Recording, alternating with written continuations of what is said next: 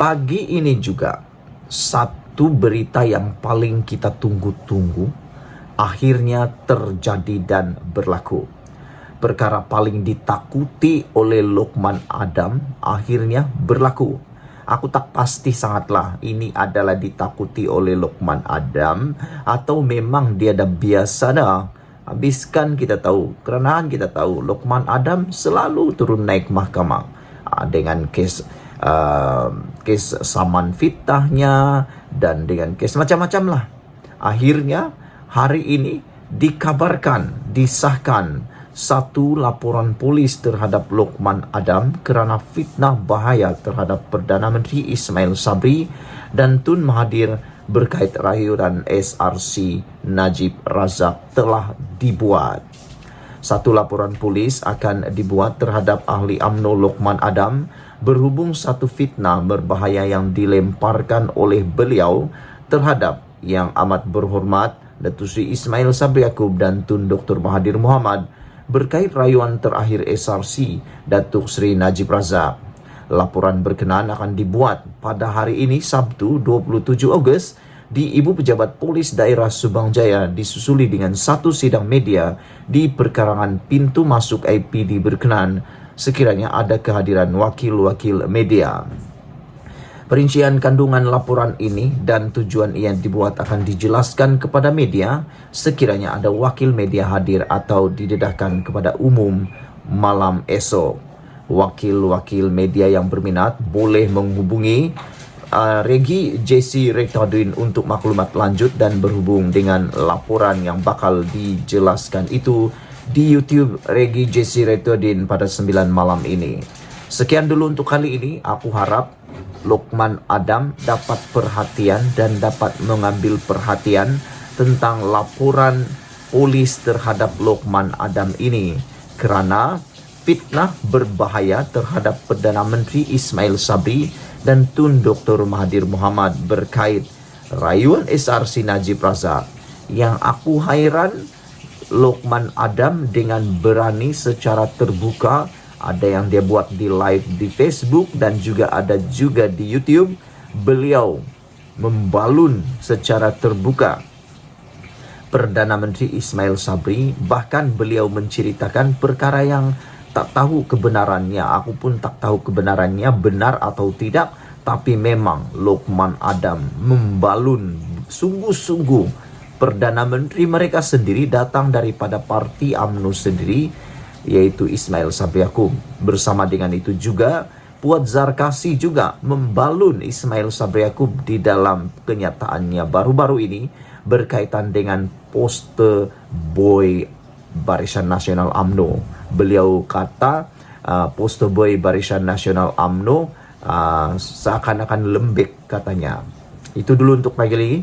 Jangan lupa kamu tinggalkan komen Anda berkaitan dengan laporan polis ini. Malaysia kita punya, kita jaga sama-sama, cintai Malaysia. Kita jumpa lagi untuk edisi selepas ini. Bye-bye. Selamat pagi, salam sejahtera. Hari ini hari Sabtu, satu berita yang paling duka cita diterima oleh Najib. Ini susulan memorandum untuk pengampunan Najib.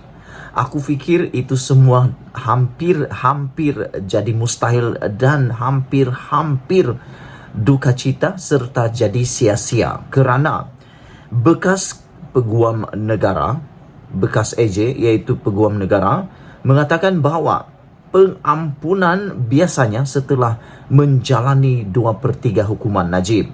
Kalau 2/3 daripada 12 tahun tambah 5 tahun kalau tak mampu bayar denda 210 juta, lebih kurang Najib perlu tinggal di penjara lebih kurang dalam 4 tahun barulah biasanya pengampunan diraja diterima. Datuk Seri Najib Razak boleh membuat petition kepada Yang di-Pertuan Agong dengan segera bagi mendapatkan pengampunan, menunda atau mengurangkan hukuman penjara 12 tahun dan denda RM210 juta yang dikenakannya.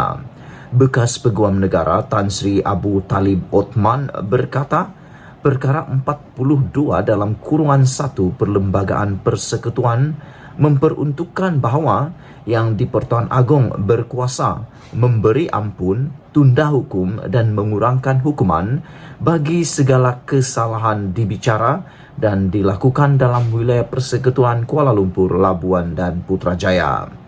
Saudara-saudara para penonton sekalian, beliau berkata, lembaga pengampunan yang ditubuhkan bagi setiap negeri perlu membabitkan peguam negara. Ketua Menteri Dalam Negeri dalam kes Najib adalah Menteri Wilayah Persekutuan dan tidak lebih daripada 3 anggota lain yang perlu dilantik oleh yang di-Pertuan Agong. Bagaimanapun, katanya lagi, mengikut perkara 42 dalam kurungan 9, lembaga pengampunan perlu menimbangkan sebarang pendapat bertulis yang dikemukakan peguam negara mengenai perkara itu. Sekiranya Najib memohon pengampunan diraja, maka ia perlu diproses mengikut peraturan dan dibentangkan lembaga pengampunan. Jadi, masih terdapat saluran untuk Najib mendapat keampunan dan dikurangkan hukuman, katanya ketika dihubungi BH. Beliau berkata seseorang yang sudah disabitkan dengan hukuman biasanya akan menjalani 2/3 daripada hukuman dijatuhkan terhadapnya, manakala baki 1/3 akan mendapat pengurangan secara automatik jika berkelakuan baik. Abu Talib adalah timbalan pendakwa raya ketika bekas Menteri Besar Selangor, Datuk Harun Idris, disabitkan atas kesalahan rasuah pada 1977 dan kemudian menjadi peguam negara. Ketika bekas Menteri Kebudayaan Belia dan Sukan, Datuk Mokhtar Hashim, disabitkan membunuh Datuk Muhammad Taha Talib, iaitu Speaker Dewan Undangan Negeri Dun Negeri Sembilan pada 1983. Harun mendapat pengampunan diraja pada 1982, manakala Mokhtar dibebaskan daripada hukuman itu pada tahun 1991. Sementara itu, pengamal undang-undang Nizam Bashri Abdul Karim Bashri berkata mengikut peraturan 113 peraturan penjara 2000, petisyen pengampunan itu boleh dilakukan Najib, ahli keluarga atau peguam dilantik bekas Perdana Menteri itu. Petisian pengampunan itu perlu dikemukakan kepada urus setiap lembaga pengampunan wilayah persekutuan, iaitu Seksyen Dasar Bahagian Hal Ehwal Undang-Undang di Putrajaya. Petisian pertama boleh dibuat segera yang dapat dilaksanakan oleh Najib selepas sabitannya.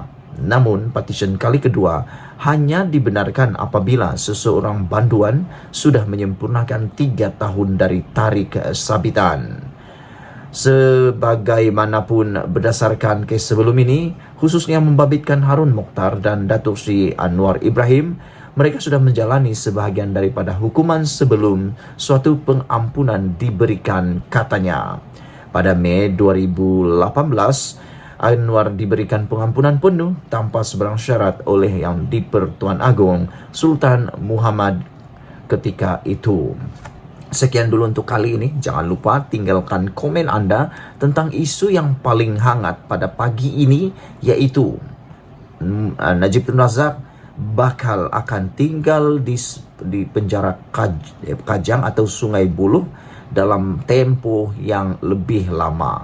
Beliau tidak mungkin akan berada di sana lebih daripada 3 tahun sebelum dapat pengampunan.